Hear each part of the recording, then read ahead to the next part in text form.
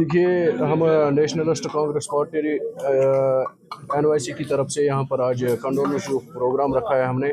इसमें हमारे जो अजीत दादा पवार की डेथ हो गई थी 28 जनवरी को, तो आज हम सभी यहाँ पर NYC की तरफ से दादा को खराज तहसीन पेश करने आए हैं। और हमारे जो प्रेसिडेंट साहब बारामती गए थे और उन्होंने वहाँ पे दादा की अस्थियाँ रिसीव की थी, तो वो आज यहाँ पर पहुँची है। तो उसी सिलसिले में आज का ये प्रोग्राम हमने यहाँ पर रखा था। क्या पैगाम देना चाहते हैं आप? हमारा पैगाम यही है कि जैसे दादा हमारे पार्टी के प्रेसिडेंट थे, वो ज़ात पात धर्म वगैरह कुछ नहीं मानते थे, हर एक के साथ अच्छी तरह से पेश आते थे, चाहे कोई हिंदू मज़हब का था, कोई सिख था, कोई ईसाई था। वैसे ही हम लोगों को कहते हैं आपस में एक दूसरे के साथ रहो।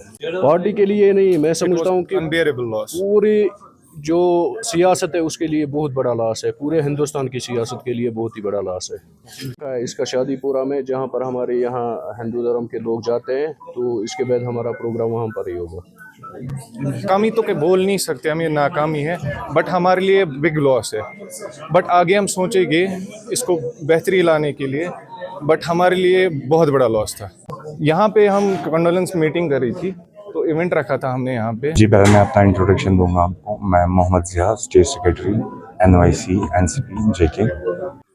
अभी आज का प्रोग्राम इसलिए है कि हमारे माननीय अजीत दादा पवार जी के खराज तहसीन अता करने के लिए, और आज मैं बारामती से होके कश्मीर आया हूँ। मैं उनकी फैमिली से मिला हूँ। वो दुख बांटने आपस में सब भाइयों के साथ, सब पार्टी वर्कर्स के साथ हम यहाँ जमा हो गए हैं। और मैं खुद इतना दुखी हूँ कि ना मुझसे कुछ खाया जा रहा है, ना मुझसे कुछ पिया जा रहा है, क्योंकि पूरे नेशन का लॉस है।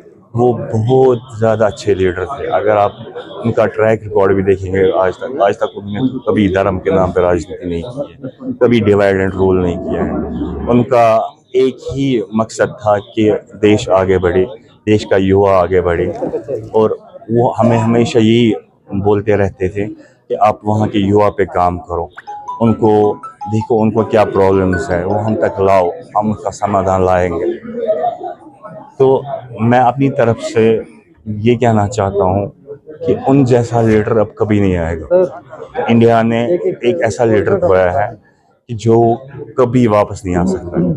It's a big loss for the nation. जी बिल्कुल, ये चीज़ है। क्यों आप पूछे, क्यों आप ऐसी पार्टी में घुसे जिसका यहाँ पे वजूद नहीं था? ये इसलिए था कि दादा ऐसे बंदे हैं कि जिनका विजन बहुत ब्रॉड था। मेन चीज़ यही है कि वो डिवाइड एंड रूल नहीं करते थे, और उनसे इंस्पायर होके मैंने पॉलिटिक्स ज्वाइन किया। और मैंने अपने भाइयों का सोच के कि यहाँ का युवा आगे बढ़े, यहाँ का युवा इन टच हो जाए महाराष्ट्र के साथ, जो कि हमारी अभी रियल इकनॉमी है इंडिया की। तो वहाँ का दादा के साथ बात हुई थी हमारी, तो दादा ने अपनी तरफ से कहा था कि मैं चाहता हूँ कि कश्मीर भी महाराष्ट्र बने, महाराष्ट्र की तरह डेवलपमेंट हो जाए। तो वही विजन लेके हम आगे, दादा का विजन लेके हम आगे चले। देखिए, ये चीज़ है कि परिवार एक ही है, तो मैं इस सोच के चल रहा हूँ कि जैसा दादा का विजन है वैसा, क्योंकि मैं पर्सनली मिल के आया हूँ, वैसा सबका विजन, उन सबका विजन है। उनका यही है कि सबका साथ सबका विकास।